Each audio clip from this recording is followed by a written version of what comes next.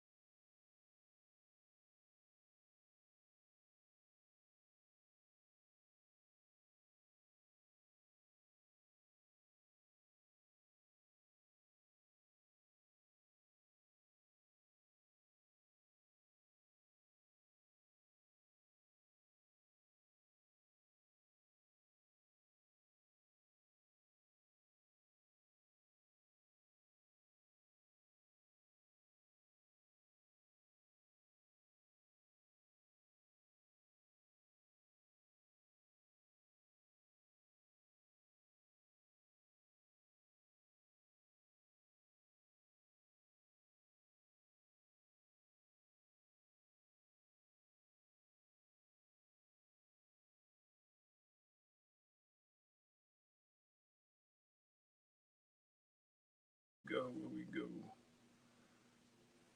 I'm not hearing nothing on my end. Peace. Assalamu alaikum. Welcome once again to the Respect for Life radio broadcast.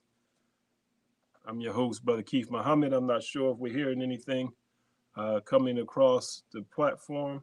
I'm not hearing nothing on my end, so I'm not sure. Let me double check. Welcome. Okay. So I see we are live. We can hear. I just can't hear myself, so bear with me.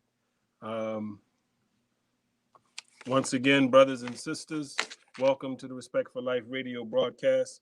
As we mentioned, I'm your host, Brother Keith Muhammad, coming to you live via cmpradio.net, cultivating mature positivity. We're grateful and thankful for the opportunity in this, the last Tuesday of 2020, our last broadcast for 2020. We want to talk a little about that coming up, but we're thankful for our good brother Jean-Pierre, the visionary founder, CEO of cmpradio.net. We're thankful for his diligence and work to provide an outlet, a platform for the voice of Chester, the voice of the people of Chester, dealing with the important issues and matters, along with entertainment and news and information that you can use. So we're thankful for the opportunity here at Respect for Life. Our mantra is, of course, whoever prescribes the diameter of your thinking controls the circumference of your activities. So we want to work, and it is our goal to change the world one mind at a time. We want to break through the ceiling. We want to break through and break out of the box of thought that produces the outcomes in life that bring about the disappointment, the dissatisfaction, the confusion, the chaos, the bloodshed, the murder that we see going on in our community and all over the globe. It all originates and starts with a mindset of really disease. And we want to try and bring about the transformation of life, starting with our own life and hopefully infecting others with the kind of mindset that can bring positivity, as we on this platform strive to do, cultivate mature positivity. So today, brothers and sisters, we want to start our program. We want to begin with 2020. As we just mentioned, we're at the end of 2020, and it's been one really intriguing, one very hopefully informative year. And we're going to start there with the current edition of the Final Call newspaper, the newest paper hot off the presses. We haven't gotten it here in Philadelphia, Chester, Delaware Valley, East Coast region yet, but it is out. And having a digital subscription allows me to read and go over the paper. And the headline of the Final Call is 2020, what did it mean to Black America? I want to raise and look at the various events, circumstances that have taken place in this year, 2020. And as the Honorable Minister Louis Farrakhan teaches us, as we go into this season of New Year's, there's normally a lot of partying, frolicking, a whole lot of New Year's resolutions, but it's really a time of reflection. And as we're going to mention some of the names, this year, 2020, many people of great renown, many people that are family members and loved ones who started the year with us are no longer with us to see 2021 come into existence. And we, on this Tuesday, the 29th, I believe it is, we haven't seen 2021 yet, and there's no guarantee that we will, but God willing, we will see the calendar, the Gregorian calendar change in a few days, but it's time for reflection, looking back on and hopefully seeing what 2020 in the way of lessons has to offer and what kind of lessons can we learn? What can 2020 teach us and should teach us, in particular as a people, Black people in America specifically, but as a world in general? There are many, many major stories. Of course, the number one major story of 2020 is the novel coronavirus, COVID-19, SARS-CoV-2, known by all those different monikers. That has been, of course, the dominant, most impactful story and reality of 2020. And that should teach us a lot of things. It should be teaching us every day.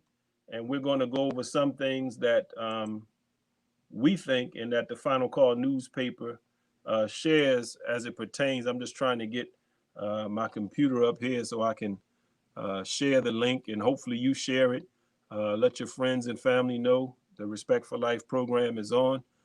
We want you to tune in each and every week, not only to this program, but all the programming that CMP Radio has to offer. But the Respect for Life broadcast every Tuesday at 6 p.m., God willing, we're on. We want to build up the audience. We want to share far and wide the message that we are offering, rooted in the life-giving teachings of the Honorable Elijah Muhammad and the Honorable Minister Louis Farrakhan, but it's practical life lessons. It's really a mathematical, scientific way of life that helps us to come up out of a world that is designed and has been designed to hold us, as we said earlier, in a box, to keep the masses of the people subjugated to a very low base existence while a few live, as they say, high on the horse. And we saw today, just in a news item that many of us may be following, this stimulus package, this $600 stimulus payment that they approved, and now Mr. Trump called on it to be raised. And you see, if you watched any news today, Mitch McConnell in the Senate doing his best to block that. But my point is, the overall objectivity of this world, or object of this world, is to keep 85 to 90% of the people living on scarce means, and that they are subjugated to a 10% who suck the blood of the poor, who keep the poor fighting with each other over scarce resources, and keep the poor attached mentally to a dream that they can never achieve in their mindset that this world produces through their education, the social order, economic order, political order, as well as educational and religious systems. So brothers and sisters, 2020, what did we learn?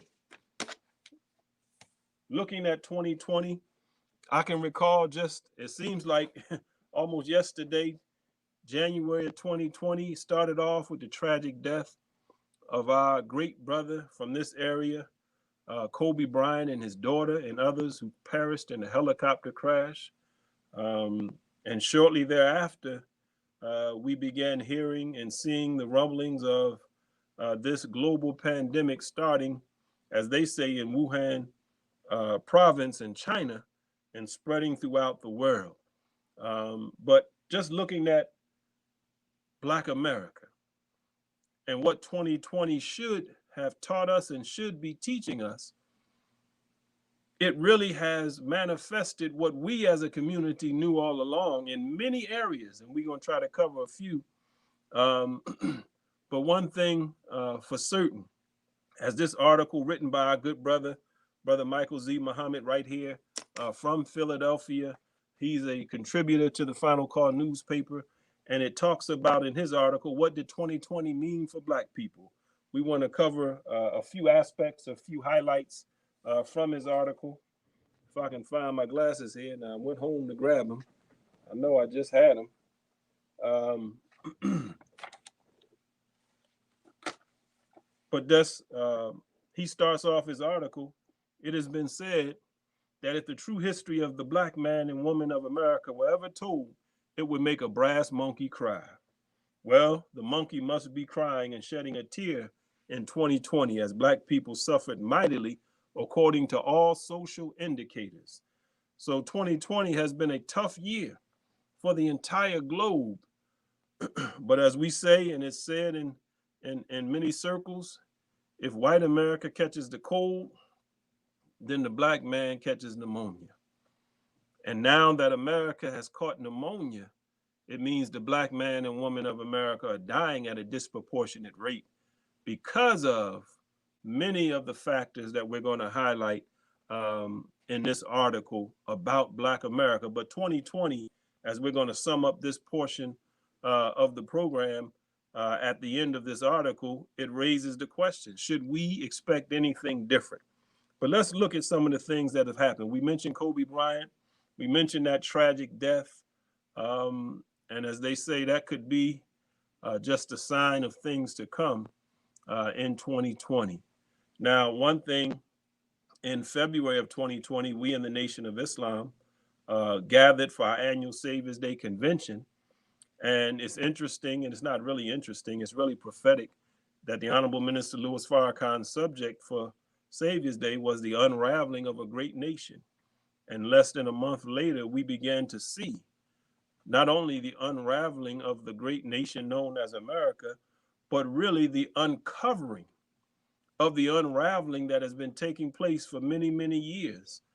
And now we see the manifestation of all the faults and shortcomings that this society has that's been masked over by the media, masked over by her wealth, her military, and many, many things. But when this pandemic struck and people were in peril, and people still are in peril, we saw all the faults and shortcomings of this system and this nation known as America. But we want to focus on Black America. We want to focus on what you and I should be drawing from this experience. And there's really one big message, but we're going to cover a few highlights. It says 2020 brought to the forefront a need for a national reckoning with police and criminal justice reform and racial injustice tied to structural racism seen clearly in the repeated police killings of unarmed Black people. Yet a basic question remains: does America have the will to address the racial issue? So one of the biggest stories of 2020 was the murder of George Floyd, the murder of Breonna Taylor, the murder of Ahmaud Arbery, the shooting of Jacob Blake, and even up to just, I believe, last week, the killing of Andre Hill in Columbus. It's constant, it's consistent, it's the history of America. But we saw social unrest, we saw protests in the streets of America, we saw the rioting, we saw the burning and the looting that took place all across this country. And we saw a lot of social unrest pushing for systematic change. Now, what 2020 should have made, and it's, I don't think it's an accident that it's 2020 and 2020 is said to be perfect vision. We should see real clear right now that America's history is also her present. Right now, there's a lot of controversy. There's a lot of push for Black people and all people to take this vaccine. And one of the things they keep bringing up is the Tuskegee experiment. And they're trying to say that that's, something that's in the past and now it's different. And we have a Black doctor that's at the root and the core of this, developing this vaccine. And they pull out and roll out in front of the camera all these Black people taking the vaccine and trying to tell us that America has changed. But George Floyd, Ahmaud Arbery, Breonna Taylor, and the list goes on and on. Ahmaud Arbery, Jacob Blake, and now Andre Hill, along with countless others that we don't know about. They just killed a Latino brother here in Philadelphia last week. They said he was armed with a gun. They have police camera footage, but it was a disturbance over a parking spot here in Philadelphia, and it led to some kind of fight or whatever. Police were called to the scene, and out of the outcome of it, the father and his son were both killed. Initially, they weren't saying, but they were alluding to maybe the young boy that was killed by the brandisher of the gun. But now it's coming to see that it was the father and a son who were both killed. Police admit to killing the father. We have to wait and see what happened to the son and another one who was shot. But there's now, I just read right before the program, they want to hold off on the releasing of the footage because they wanted to check with the family and things like that. But it'll be interesting to see. Many of you have seen the footage of this gentleman, Andre Hill in Columbus, where he was in a garage with a cell phone. The cop pulled up, didn't turn on his body camera, and basically unloaded and killed him. I believe shot 4 times in the garage of the family home he was living in with his daughter. They just fired a police officer. But yet and still, the names change, but the story is the same. We can go back throughout our sojourn in America, but the question that Brother Michael raises in this article, does America have the will to address the racial issues? And right now, with the current and incoming administrations, many people that were so gung-ho in voting and trying to, 2020 was a test period for unity. We're going to get right on that, brother. You right on it. You right on it, Brother Tyrone, because that's the next topic we want to touch on after we cover a few more things, is unity. So we see the disparities. COVID-19, all right? COVID-19 manifested, which we already knew, the really wretched health condition of the Black community. What they call promorbidities. These are underlying conditions that help to make the coronavirus that much more deadly, and really are the key factors to the death rate of the Black community being disproportionately high compared to others because of our underlying bad health. And that comes into play with that, as we read from the article from our sister here, Dr. Safia Shabazz of Fountain Medical Associations. She said Black medical suffering in 2020 was devastating, said Dr. Shabazz. Our communities share common social and economic factors already in place before the pandemic that increased their risk for COVID-19, Dr. Shabazz said. Those factors include living in crowded multifamily housing, working in essential fields that require public interaction, as well as inconsistent and unwillingness to access health care, chronic health conditions, stress, and questionable decision-making. Add these social factors up in a mix in COVID, and you have a perfect storm for medical catastrophe in the Black community, which continues to take place, she added. So you see the medical, it shows our health condition. It shows the unwillingness, and I read an article a couple months ago that was in the Final Call that talked about the death rate of infants being, I forget the number, 3 or 4 times less likely when the mother had a Black doctor, because the racist system that is white supremacy that undergirds or overarches, however you want to look at it, all the systems of this world, that factor is there. And because it's there, it affects every one of us who are in this system, whether we know it and understand it or not. And the perpetrators of it, who hold the perceptions, and we start our program off just about every week talking about whoever prescribes the diameter of your thinking controls the circumference of your activities. Many of those who operate in the system of white supremacy, who uphold it, who perpetrate the consistent disparities being imposed upon the darker people, Black people in particular, in America, many of them are unconscious, because it's just the way it is. It's just how it is in America. It's just the thought pattern that's developed in the minds of the American people and really the world population, because when you study the educational, social, religious, political order, it germinates in us white supremacy and Black inferiority. That's why they can do the Black Doll test 50 years ago and then do it again, and you get the same results. Where Black children see Black dolls as ugly and mean and bad, and white dolls as pretty and right and righteous. How does that happen? It don't happen by chance. It happens through social engineering. It happens through education or miseducation. It happens through the religious order where God, Jesus, and the angels are all white. It happens through the economic and social order. So there's a lot that we face as Black people, but it's just the norm. It's not natural, but it's normal. So we just go with the flow, as they say. But 2020 should have brought into our mind a heightened consciousness of the disparities in every aspect of life. And we should be concentrating and focusing, as we're going to say and talk about in a few minutes on a key area that will help us to meet the challenges that life presents us.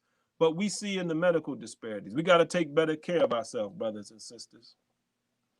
We got to find good Black doctors. I'm saying it. If you got a white doctor, they may been your doctor for many years and you feel like they're giving you the best coverage, and hey, you want to ride with them, that's your choice. But I suggest you find a Black doctor, and if you can, a Black conscious doctor who's not just a pawn for the medical association. Now, they're hard to find, but they're being produced. We just mentioned from this article, Dr. Safia Shabazz. She has a family practice up in the Germantown section of Philadelphia. That's not far from Chester. That's not far from Camden. You, if you're trying to do the right thing, don't have to see the doctor every week. So why not take the travel and find a doctor who you know first and foremost cares about you? And I can say that because she's a follower of the Honorable Minister Louis Farrakhan. She's a doctor that loves Black people, loves her patients. She has the knowledge that this world has to offer from medicine. And this ain't an infomercial, but it's just the truth. If you want to take better care of yourself, you got to find the doctors who understand your condition and won't just prescribe you pill after pill, procedure after procedure, but she knows and understands how to eat to live. See, we got to get our diet in order. We have to get our lifestyle in order to help what? To overcome some of these these underlying conditions that make us more susceptible to a virus like COVID-19. It's COVID-19 today. It could be the next one coming up next year. In fact, right before we came on the air, we see in Colorado now that new strain that they talked about in the UA. It's in America. See? So the number going to keep rising, keep skyrocketing. What are we going to do about it? Just run to take a vaccine?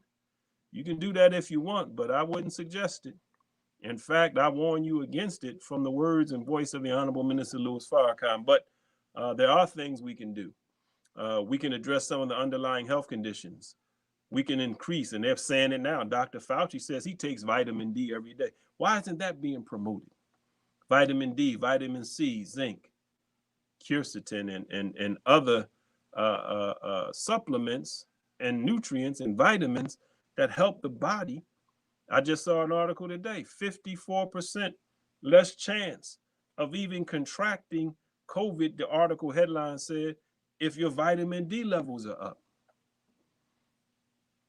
So we got to do more than just go with the flow that they're trying to push us in. So the health disparities are coming front and center. And I pray that God will bless us. I have our brother, some of you know him, in the city of Chester, of course, Brother Frank. We affectionately call him Shabazz. He's battling. We keeping him in prayer, as well as every other one we know of and those we don't know of who are battling this vicious disease.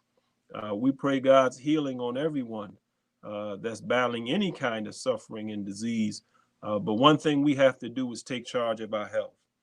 So we have to understand that this system, this order of things, this racial injustice that has been here since day one, in fact, America is founded on this. So when you go to the root of the thing, you really understand what it is. So when you understand what they did to the natives of this nation, what they did to our ancestors they brought here, and what they continue to do generation after generation to the dark people of the planet, then we should have learned the lesson there. This COVID-19 should have us investigating and acting on a better lifestyle when it comes to diet, exercise, many of the things we put in our body.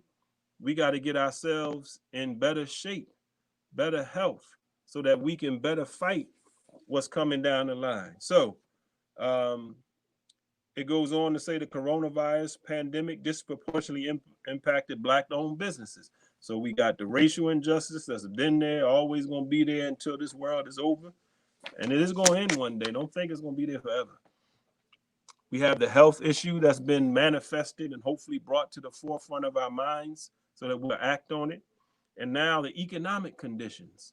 It says here, this pandemic has disproportionately impacted Black businesses, which have shuttered at nearly twice the rate as small businesses in the U.S. overall.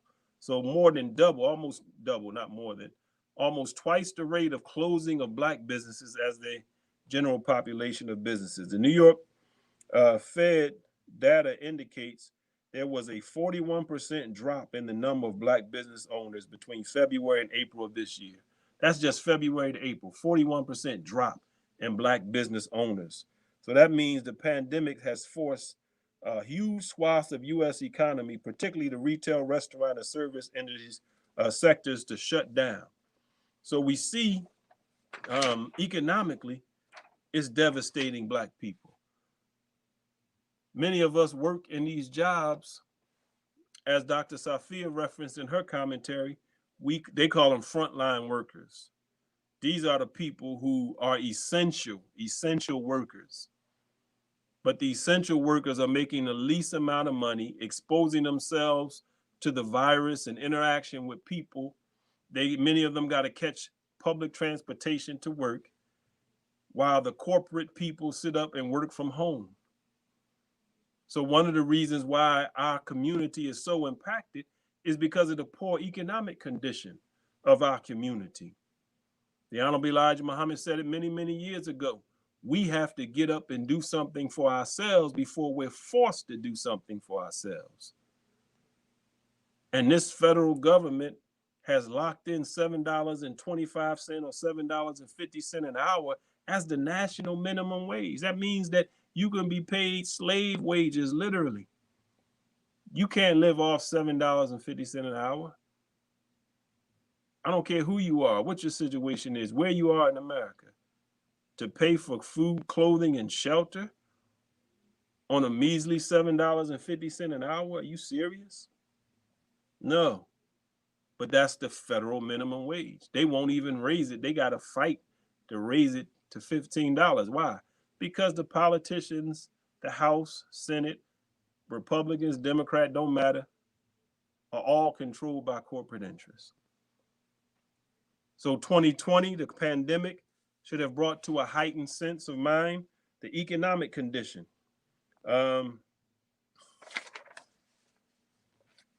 It goes on to say,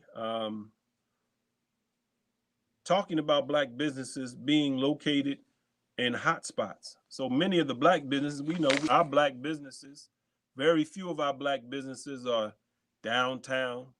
You have some, but most of our Black businesses are in the hood, they're in the community. So they're in places of dense population, and they're in places where the services and as we just talked about, the condition of the community is in a very a poor state in many cases. So what does that do? That exposes the Black business to more greater effect to the coronavirus. So the economic condition, Black America should learn from 2020 that it's time to unite and do something for ourselves, because America is showing us she doesn't have the interests of none of the people, not even her own poor people, does she have the best interests at heart for. And certainly they don't have it for you and I, the Black man and woman of America and original people all over the planet. So it should be in the forefront of our mind. It should be imperative. We should have awakened to the reality that we have to become entrepreneurs, but also we have to establish systems that address the needs of our community. What we see, another heightened reality that's always been there, is the educational system. The educational system in the city of Chester and Philadelphia and what they call urban communities all over America are wretched. They're wretched. And what has manifested in these shutdowns, where children have to do what? They call it remote learning, right? Remote learning is taking place, and what are we seeing? Many of our children don't have the necessities. Now, my grandson, he goes to a school in Montgomery County, which is right across the street from where I live, but his mother lives in Montgomery County. I think, Montgomery County.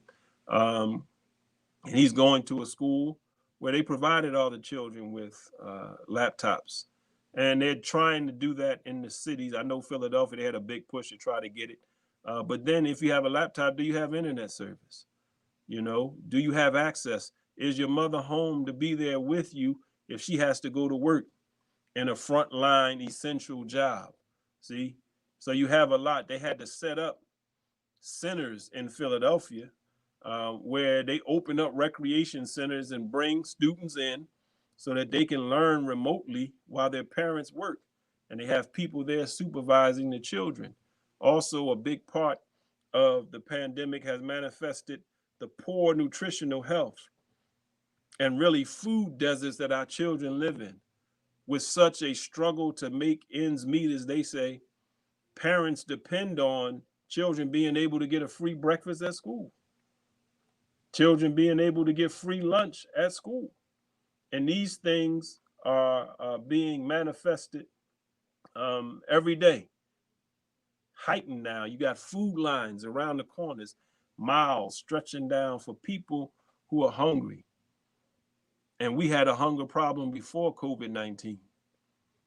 See, everything that has taken place in 2020, we have to learn a serious, serious lesson as a community. Because if we don't, we'll continue to suffer at a higher rate than anyone else. And soon we'll find ourselves struggling to survive. And that's already the case. But many, many more of us will suffer and get into a mode where survival will be absolutely a great challenge. So we highlighted a few things. There are a lot more things. Mental illness, the trauma we go through. Oh, what I didn't mention that this article mentions.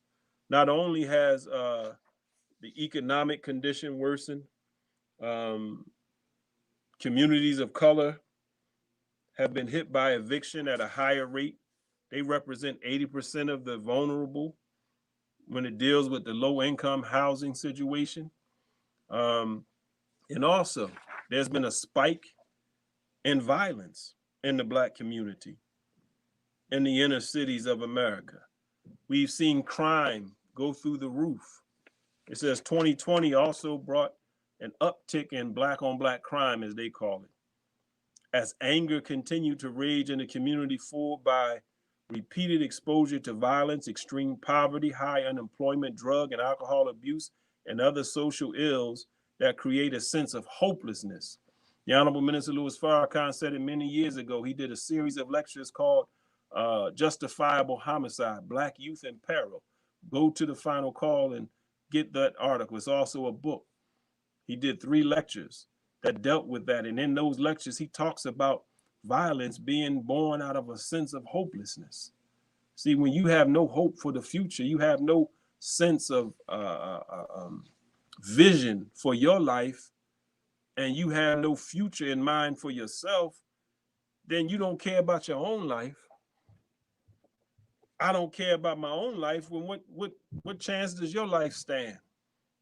I'll take it with no hesitation because I really don't care about my own life. It says, according to USA Today, cities across the nation, including Milwaukee, Indianapolis, Cincinnati, and Columbus, Ohio, Greensboro, North Carolina, Kansas City, Missouri, Louisville, Kentucky, and Trenton, New Jersey, have already surpassed their records for homicides this year. Others, such as Philadelphia, Fort Worth, Texas, are setting their highest numbers in decades. So the number of homicides and violent crimes have skyrocketed in the Black community. You know, it's been madness in our cities. All of this coupled with the COVID, coupled with the economic despair, coupled with the educational crisis, all these things have been really a tsunami. We've always had a flood of problems in our community.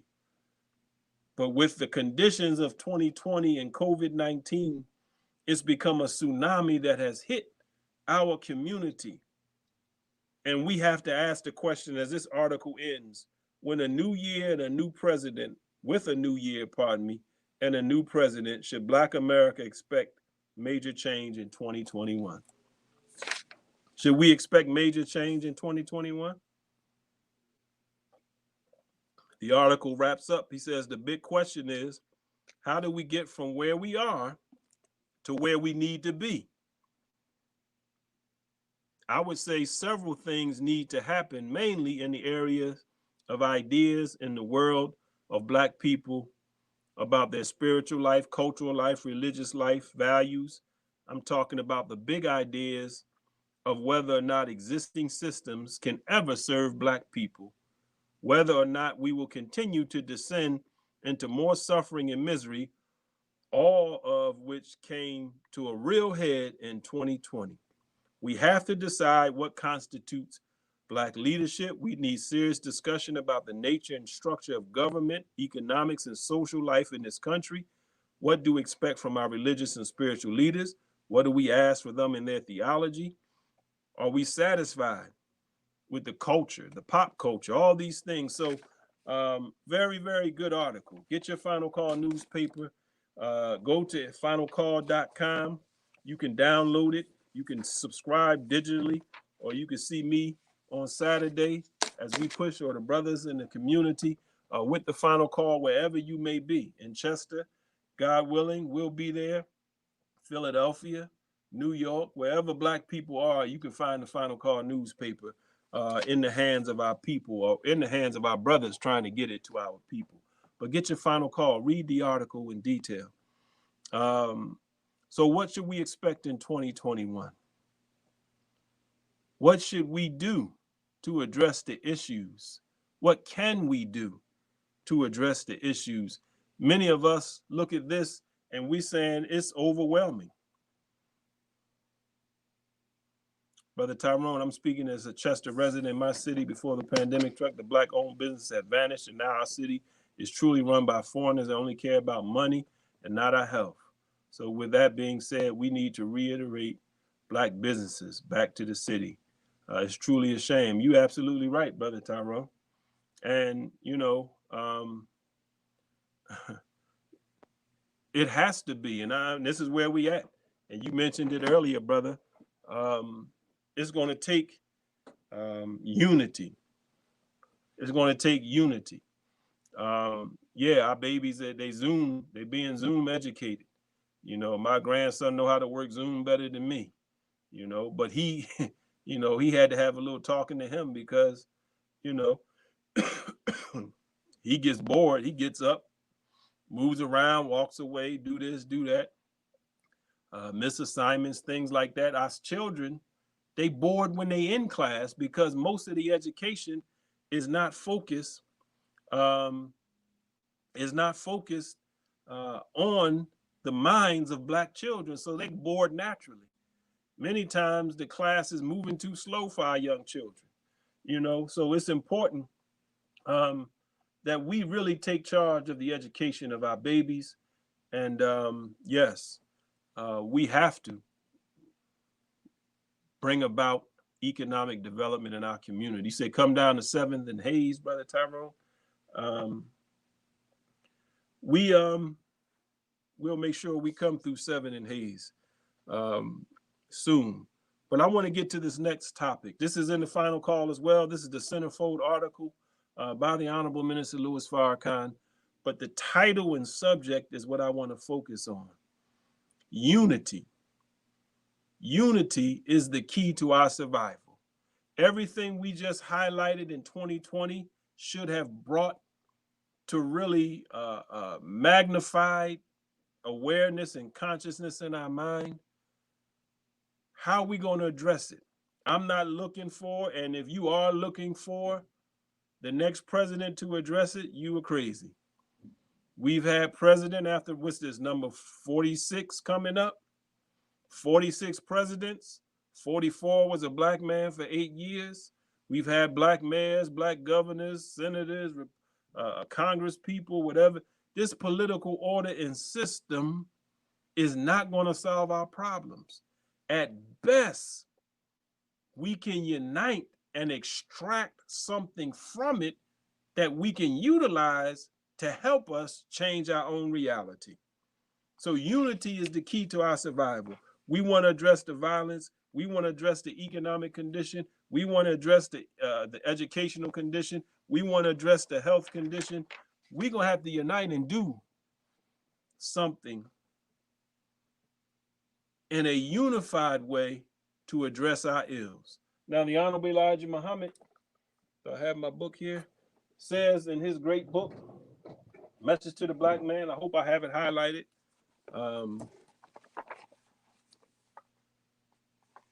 Believe it's on page 20.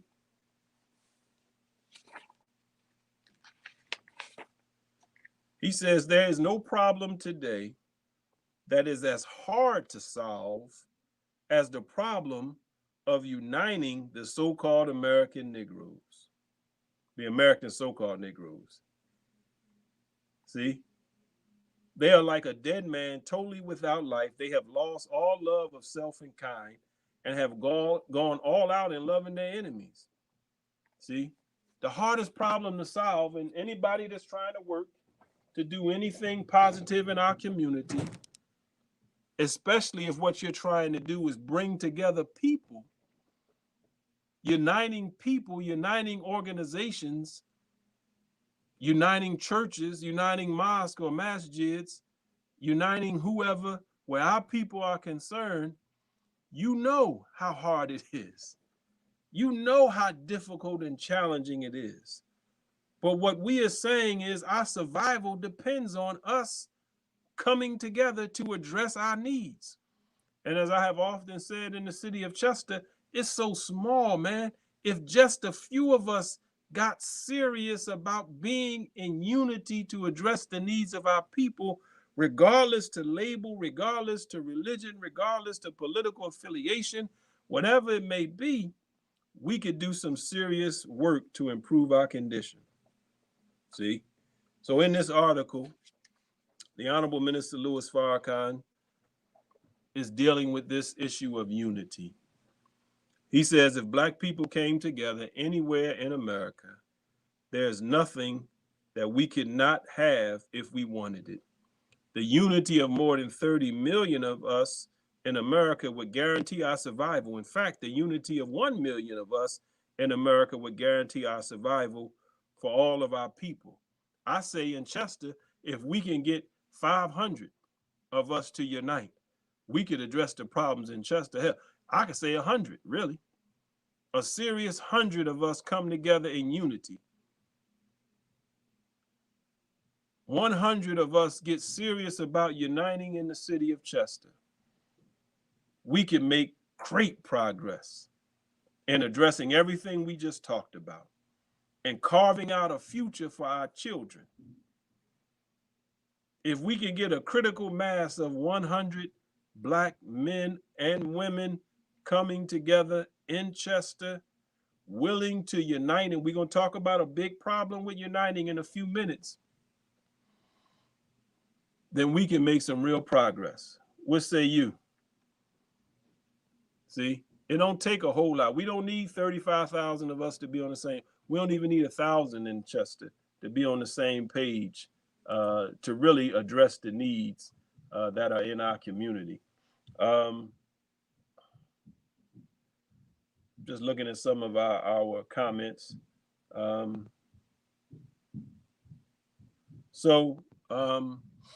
Let's look. So if we just come together and get a critical mass to unite, there's really no problem we can't address. And really, we can not only survive, we can really thrive if we come together and unite to do something for ourselves. Look at what he goes on to say. To achieve survival, however, there are things that each of us must sacrifice. Here comes the part that gets us in trouble, that breaks up our unity. There is no way to survive unless we come into unity, and there is no way to have unity unless we give up the things that keep us from having unity. Survival starts with you and me. Don't look to big government plans. Look at yourself and ask yourself, am I an individual willing to struggle, to exert myself to the fullest, to ensure that I outlast what is coming upon this world? If you make the commitment and say yes, then there's a job that you have to do right now as an individual. See, what's coming on our community, brothers and sisters, we know it is death. It's death coming from all angles. It's death coming from all areas. There's an environment of death. The Bible says it like this: there's a way that seemeth right unto a man, but the ends thereof are the ways of death. The Quran says we sent death among them, but it says we shall not be overcome. Whether we know it or not, the plague of death is in this world. And we should know it very well in the Black community, because we suffer in a disproportionate rate than all other people. So are we willing? The minister is saying, look, if you and I want to outlast what's coming on this world, and I have to refer back to July 4th, 2020, the Honorable Minister Louis Farrakhan did an address. I say go to NOI.org, listen to that address. It's called The Criterion. But he said science, no, he said it like this. He says what we are dealing with is a pestilence from heaven, and no scholarship from hell can solve this problem. That's not exact quote, but, and I know they got a vaccine, but we'll see if it solves the problem. Just wait and see. We've already gotten reports. They're not pushing it out there. It has a nurse video going around, a nurse talking about palsy that we talked about, Bell's palsy. She developed it. But don't expect the news to cover the stories. Thank God for the internet. Thank God for cell phones. Thank God for social media. Thank God for being able to live stream videos yourself, because they'll never tell the story. So if we want to ensure our survival, if we want to change and make our community a safe and decent place to live, the first thing we got to do, pardon me, I have to make a commitment. And then we have to look at something we have to do as individuals. If our unity is the key, and unity absolutely makes strength, sacrifice the ego. You on it, brother Bill. You on it, because we're not going to be able to unite if we don't deal with some internal enemies. We'll get to that in a minute. If we want to survive, we must stop doing the things that contribute to our destruction, right? That makes sense. If we want to survive, we must stop promoting banners or ideologies and denying the principles that support those banners or ideologies. Now, what does that mean? We wear the banner Christian. We wear the banner Muslim. We wear the banner Mason, Elk. We wear the banner Deltas. We wear the banner Omega. We wear the banner, whatever the banner is, Democrat, Republican. There are principles, especially in the religious order, but even in the social orders, the fraternities, the Masons, the Shriners, the Elks, the Eastern Stars, the various, there's all principles that undergird these organizations. And a lot of us throw the banners up, but the principles that undergird the banners would promote unity with your people, with other organizations. But because we throw the banner up and lose the principle, we fighting over the banners rather than dealing with the root and principles that those banners and ideologies rest upon. If we want to survive, we have to give up stealing. If we want to survive, we have to give up lying. Anytime we lie, we undermine our own character development. And look at this, no matter how bad the situation seems, if we tell the truth, we begin building our character. And when we build character, we create trust in each other. We build confidence in each other.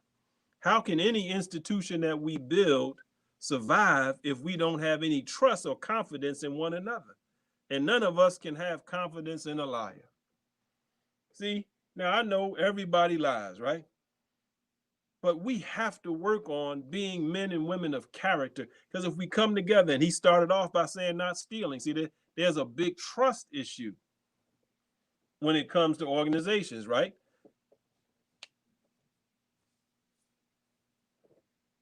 There's a big trust. What's that? La union, fiat, la force.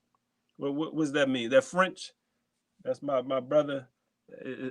Let me know what that means. That unity makes strength. That's how you say it. But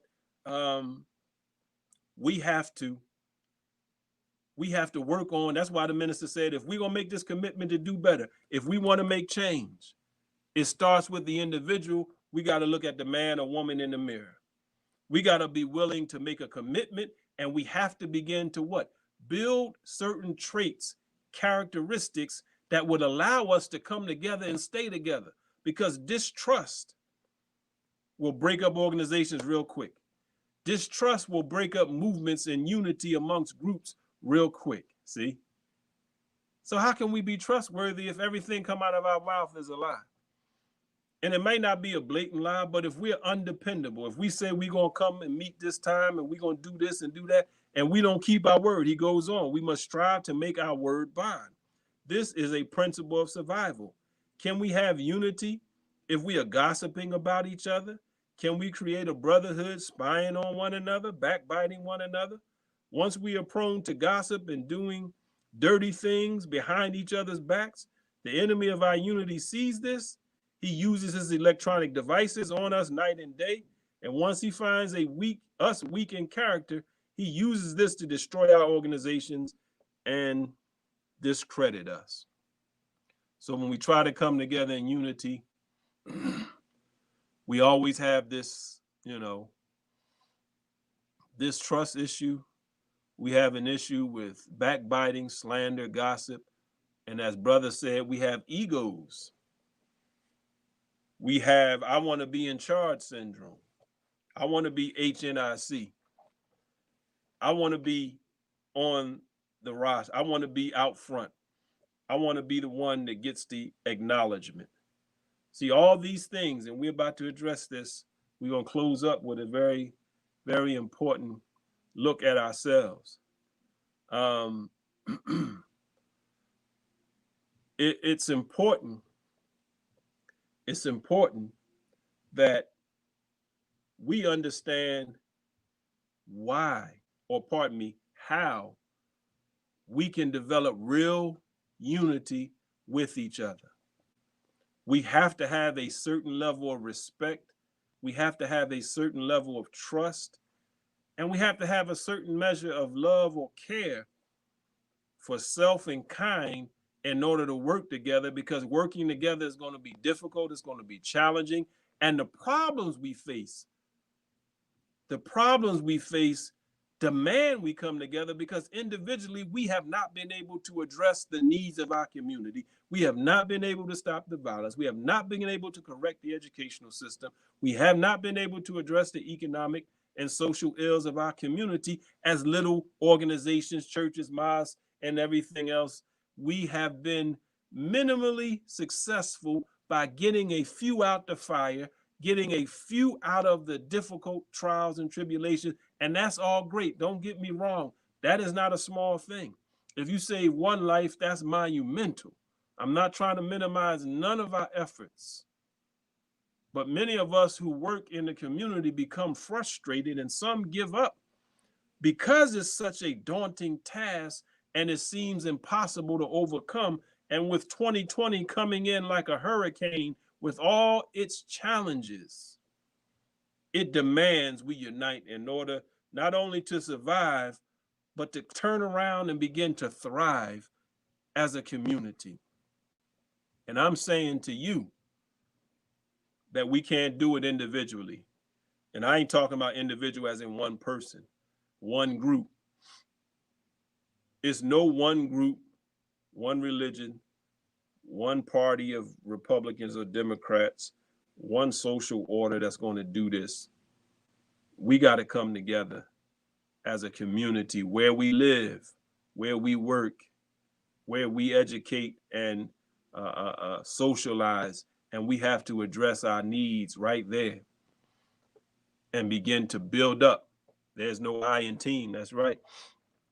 So let me read a few more things, then we're going to close out our conversation dealing with a very, very serious, important area of self-improvement that I believe if we go after this sickness that's in many of us, we can come together. So we have to become trustworthy. We have to keep our word. We have to be committed. We have to be willing to put down egos. We have to be willing, to get uncomfortable and be or do things outside of the box that we've become accustomed to. So look at what he says. He says, so each one of us has to police ourselves. The program of survival starts with you and me. If we would just stop doing the negative things that we do to each other, we would be 50% on the road to survival. Every leader, every preacher, every teacher, every scholar must recognize we must stop being hirelings and start being good shepherds. A hireling is one who does something for money.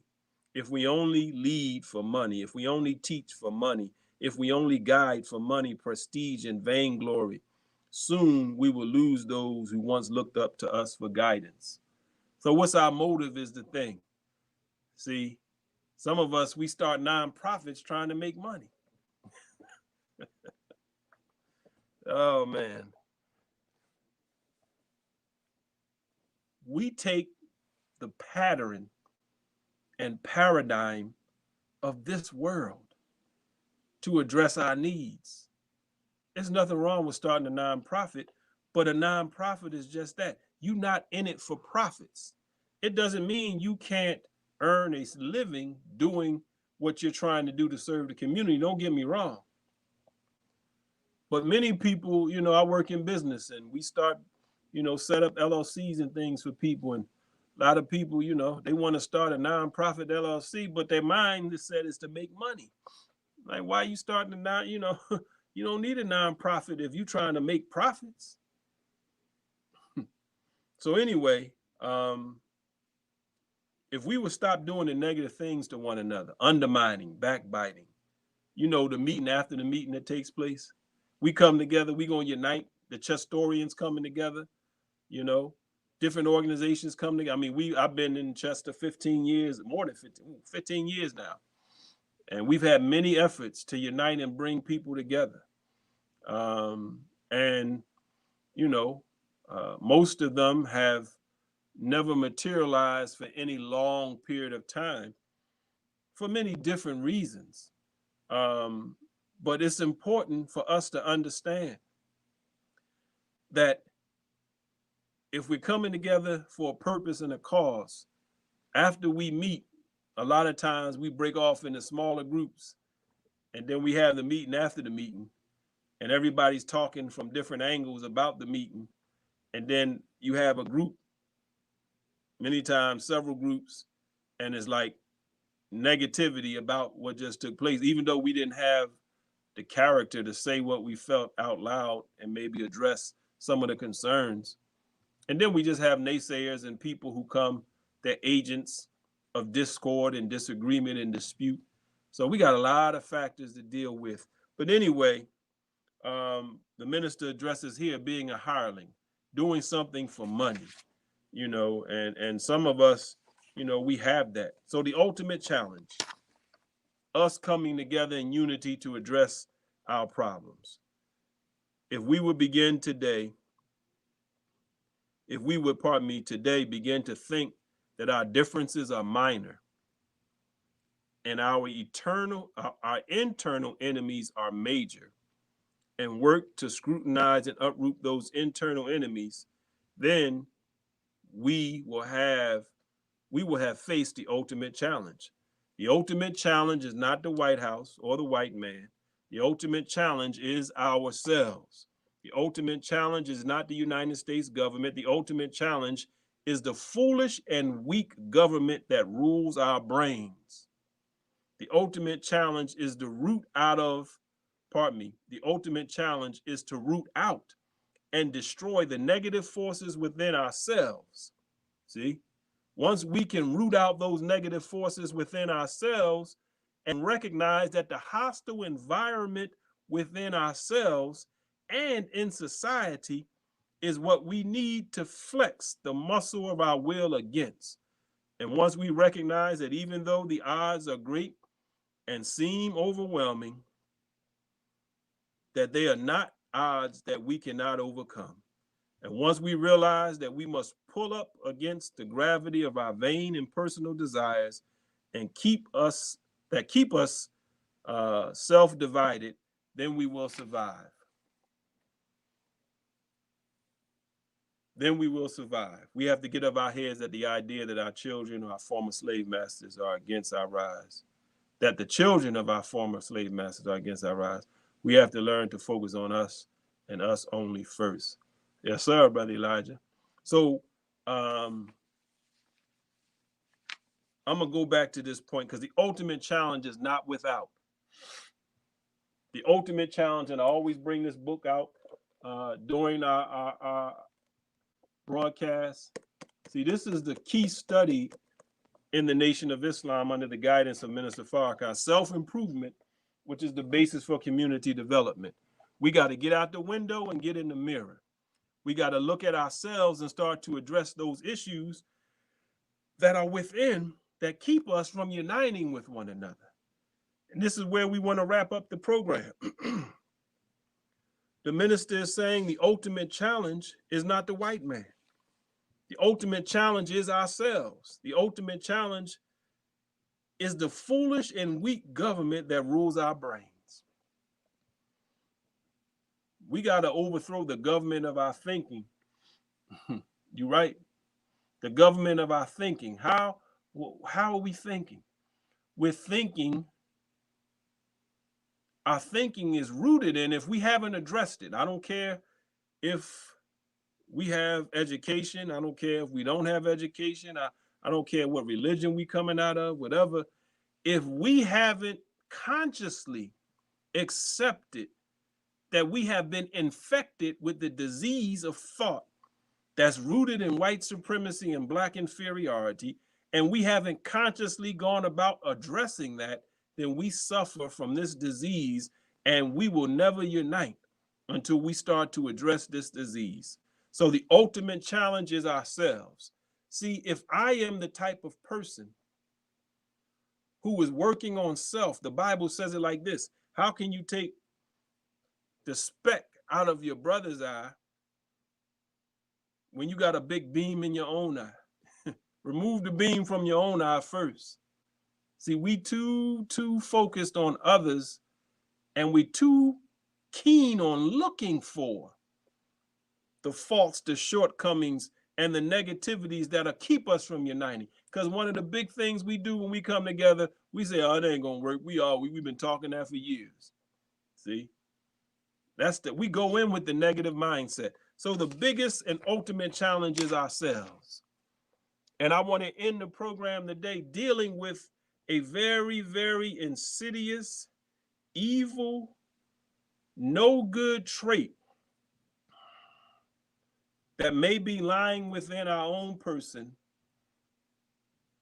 called envy. Because envy and jealousy destroy from within. And if we're trying to unite, one of the biggest problems we have in uniting is what's in our heart for other people when that other person begins to succeed. What does envy mean? Envy is a feeling of discontent or covetousness with regard to another's advantages, success, or possessions. When you are envious of someone, it's it hurts you. You got to think about this mindset now. Envy and jealousy are often coupled together, but they're slightly different. But we put them together tonight just for the purpose, because many of us understand jealousy, and many of us call jealousy or call envy jealousy if we don't really understand it. But if we're coming together to address these needs, 2020 should make it real plain. It should have, and if we haven't gotten the word or the notice from all the hell we done suffered and our community continues to suffer, that's been heightened with the advent of COVID-19, with the advent of the shutting down of businesses, the educational dilemma, all the things that we are suffering that have been magnified during this year, it should make us, as Brother Elijah said, it should be self first, self second, self third, and oneself in kind is up. When I say self, I mean Black people. Don't be selfish as an individual. That's another problem. But envy and jealousy are traits that we have to be on the alert for. If somebody else's success bothers you, what does that say about you and me? If it's not bad. Now, I want to make this clear. It's not bad to want what somebody else has, but to want what they have at their expense of having it is absolutely wrong. If them having it makes you angry, if it makes you jealous or envious, if it hurts you to see somebody else shine, somebody else get attention, somebody else get props, as they say, then we become like we say in the community or the hood, haters, right? See, that's a problem. If we trying to come together to unite, and I got a problem if brother so-and-so gets the recognition for coming, because he came up with the idea, Brother Pierre, you know, he ain't the only one that, tried to do this work. I've been trying to do it for 40 years. Well, that's good. But if you weren't able to get the ball across the goal line, why get mad at the person who picked up the ball? You tapped the ball at the 50-yard line. And somebody picked it up at the 50, and now they about to score, and you want to jump in front of them and say, no, I had the ball at the 50. And you're supposed to be on the same team with that person. The whole object was to score. The whole object was to get our people out of this wretched condition. But because somebody else about to get the recognition for doing it, that says I had a problem in the whole thing. My motive was wrong and off. Was it really about saving the people? Was it really about improving the community? Was it about you doing it and getting the recognition for doing it? Was it about me getting the accolades? So envy, having a discontent, a feeling of discontent. See, we have to check. Like I say, somebody else does something we wanted to do. Yeah, you may say, man, I wanted to do that, man. I had the idea. Rather than hating on a person, why don't you go ask them, how did you do it? How were you able to be successful where I was not successful? See? But I want to get at the root of this envy, because my teacher, the Honorable Minister Louis Farrakhan, gave us a study.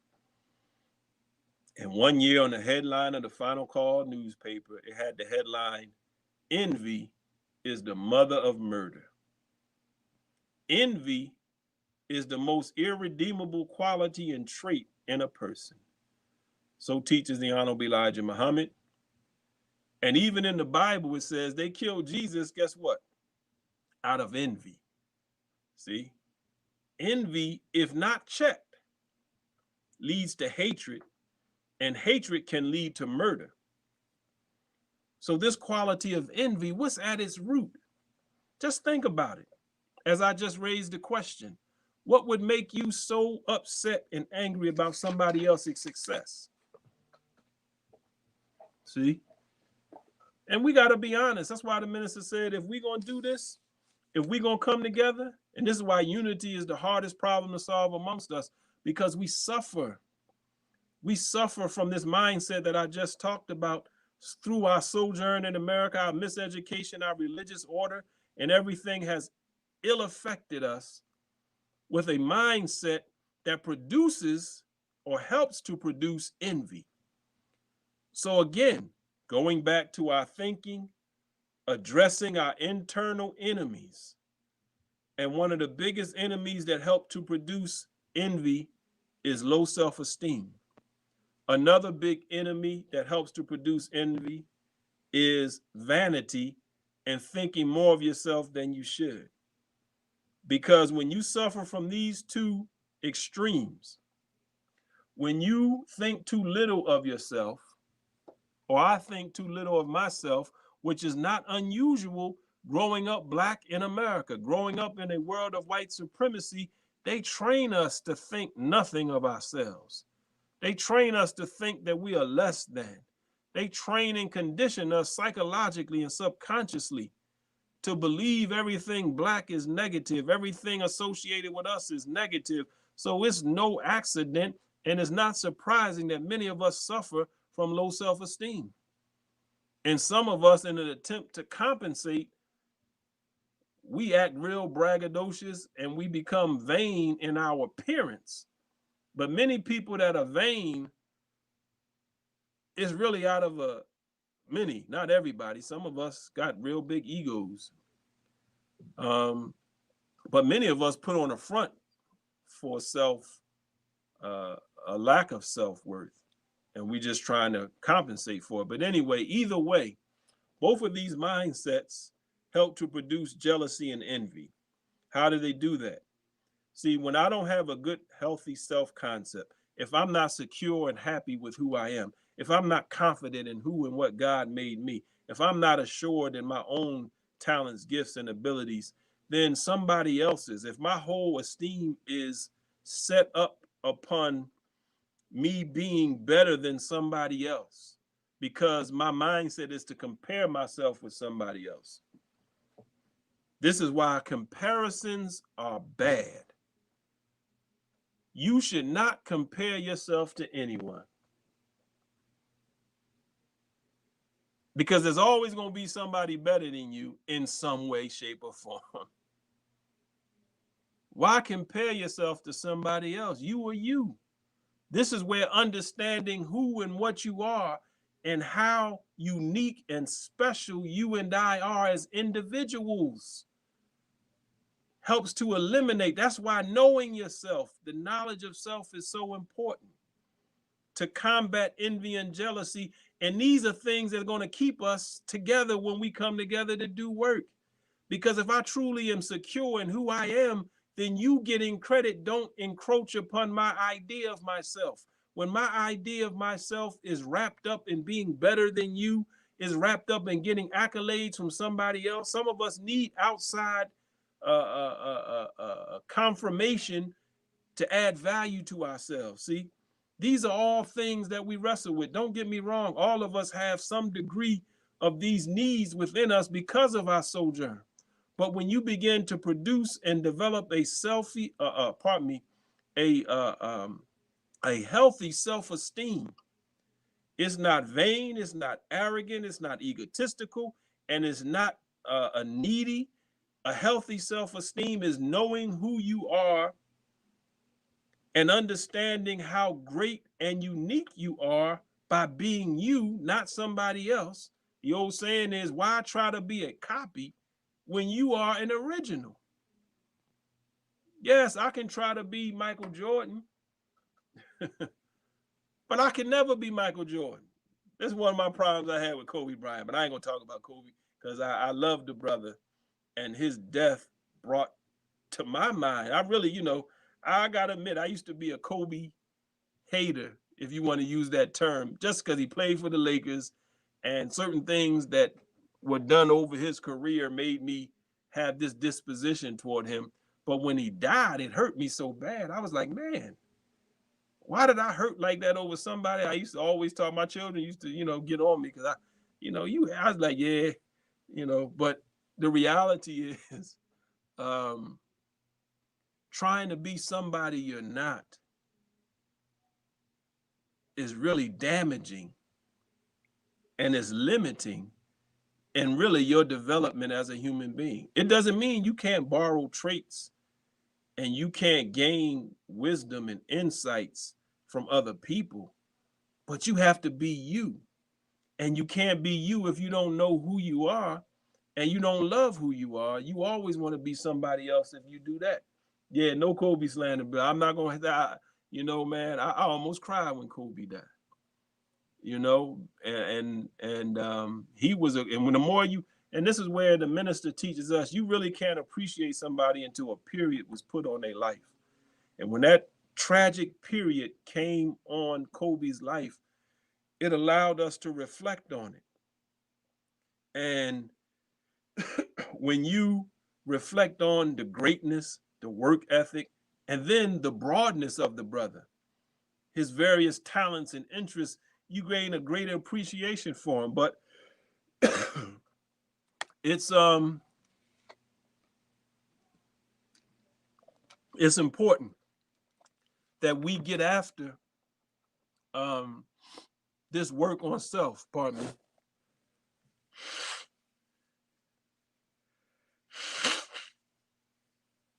Excuse me, to address these things that'll keep us apart. Remember, the key is survival. The key is trying to overcome the internal impediments that keep us divided. Because we come together and we wonder why Black folks can't get together. Yes, there are outside forces working against us all the time. But if I'm really growing and I'm addressing envy, and I have love for myself and I have love for my brothers and sisters, and I'm committed to the cause for which we're coming together, I won't let nothing stop me from being in unity with my brother, except that my brother shows he's not willing, or he or she is not in it for the cause we said we came together for. I'm not going to let his shine or her shine or your faults or my faults cause me to fall out.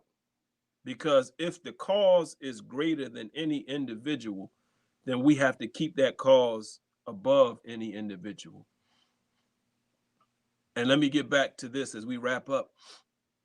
When I understand who I am and my self-esteem is proper, meaning I see myself as I am, I'm not looking at myself with false pride and bravado, and I'm not looking at myself as through the lens of some negativity that I'm less than. But see, this is part of the damage that happens in our community, being how we raise in our family life, the social order, everything. So we need some serious self-repair. We need some serious introspective work that we can't do or you can't have done by somebody outside of you. We can help. Somebody can help, but I can't expect you to deal with my internal issues. Hey, you don't know them all. I know them if I study myself. So let's look at self and deal with the ultimate challenge, which is dealing with the government of our thinking. See, if envy and jealousy is dominating your mind, if vanity and pride is dominating your mind, see, these things are right here. And this is why I tell y'all, I'm not here to try to promote one religion over another, but I am here to deal with truth and wisdom. And if you don't want to deal with truth and wisdom, or you don't want to deal with something that can help you, then they say God help you, but God can't even help you if you're not willing to help yourself. But I'm saying all that to say, the man that I love and follow and believe in has worked for over 65 years, but he has worked for the whole, not just for Muslims. And I'm saying that to say, you go to finalcall.com and order these study guides. You don't have to come to the mosque. It would have benefited if you come to study together, but the mosque ain't open right now anyway, but you know what I mean. But in here, pride, envy, lust, anger, greed, fear, vanity, these are all enemies that work against our will, and they work adversely against our will when we're trying to do something of positivity, and certainly they work against our will if we want to unite. If I can't control my emotions and I get so mad at you, then I'm gonna fall out with you in the meeting. We're gonna argue and cuss and fight, and we're gonna just, throw the baby out with the bathwater, as they say. See, because your perspective is different, or because you say something I don't like, or because you bring to my attention something I'm doing wrong, I should say thank you. If you find a better way to do something I'm trying to do, why should I get mad? Why shouldn't I just say, man, man, I'm glad you showed me that. I've been over here trying to do this, and you done showed me a way to get this done in a very, see, here you think you know everything. She thinks, see, this is the mindset that is killing us. And we can't blame nobody but ourselves. So I got to commit, Brother Keith, going forward. And I've tried to commit my life for the last 30 years under the wisdom and guidance of the Honorable Minister Louis Farrakhan. But I'm saying that I'm striving to work to rid myself of envy and jealousy. I don't want false pride. I want a healthy sense of pride because I understand who I am. And like the old folks say, God don't make junk, but I can't be full of pride because pride goes before destruction. So humility is absolutely key in being able to work together. You got to be humble to work with your brother and sister because we going to rub each other wrong. We going to get on each other's nerves. If we trying to do this, this is the hardest work that we could ever attempt to do. That is address the needs of our people and our community and make our community a safe and decent place to live, but it can be done. See? So it's important. Instead of seeing it as we are working together, the thought, she thinks she knows it all comes to mind. Yes, that's absolutely right. But that's rooted in the self. Again, the ultimate challenge, addressing our internal enemy. And envy is a big one. Just think about it, man. Just think about the mindset I have to just be sitting home hating on somebody. To use the terminology we're familiar with. They don't even know me and I'm hating. They don't even know I hating on, you know what I mean? It's like something, that's a real sickness that we have to address if we're going to unite. So I'm going in the mirror. And that's where I want to be in 2020, the rest of this year, and in 2021, God willing, in order to work on myself enough so I can unite with my brother and sister who want to unite. And those who are willing to do that kind of introspective work, we can come together and we can address the needs of our community. And it don't matter who get to shine because the key is getting the needs addressed. So I set up and I did a video. I'm a Chestorian. And you ain't from Chester. That don't mean nothing because if I've committed 15 years already of my life and I walk in every community in Chester trying to reach those that people say are unreachable, that I'm laying claim to Chester, even though I may not physically live in Chester. And I lay claim to the entire planet Earth. That's where knowledge of self comes in as well. All 196,940,000 square miles is the home of the original man. And I'm an original man, so I lay claim to every part of the planet. I just happen to live on this little part. But it don't matter what part it is, I rightfully belong there if that's where I'm at, when you understand who and what you are. So brothers and sisters, let's get in the mirror. Let's work on, to use the general terminology, work on hating. Just think about what type of mind I have to be mad and hurt over somebody else's success. That means something is lacking in me. Let's address that. Let's go after and find out what it is. That's why we need to really dig deep into our mind and psyche. Why am I feeling like this? What happened to me? What general mindset do I operate from? What is it that occurred in my past? What is it that I'm doing now? Whatever it may be. But I can tell you a key component is knowing yourself, knowing God, which cannot be separated. And when you start to see you for who you are, gain a knowledge of yourself, your history, not as an individual, but collectively of the people that you are a part of, because you can't separate yourself from the past. In our DNA is the past. In our DNA is the present, and in our DNA is the future. So we connected. So when you learn your history and you understand who you are at the root of who you are, and it can give you the understanding of where you're at and chart a course for where you're going. So self-examination, self-analysis, and self-correction are the key steps that we have to take. Hey, mama. I have a mom showed up on the screen. I got to give mom a shout out.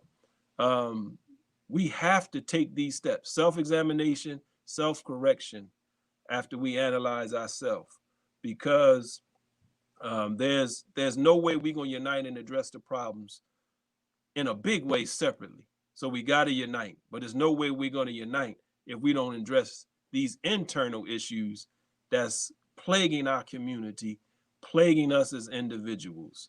So let's go to work, get the speck out the beam out our own eye. And once you get the beam out your eye, you can tell you and show your brother how you got it out your eye, so we can all get it out of our eye. We can see clearly. 2020 should give us clear vision of what we need to do going forward to make the change, to help transform our communities and survive what's coming upon this land. So thank you all for listening. Thank you all for watching. Thank you all for contributing, God willing. We'll see you in 2021, and we'll be looking more at self rather than others, and we'll be working on self so we can unite with others to change our condition. Let's go to work. Let's change the world one mind at a time. Thank you for listening again. Peace. Assalamu alaikum.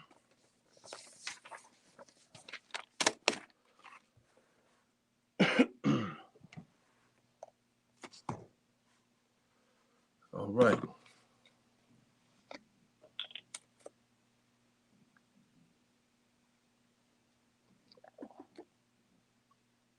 I don't know why I couldn't hear no music.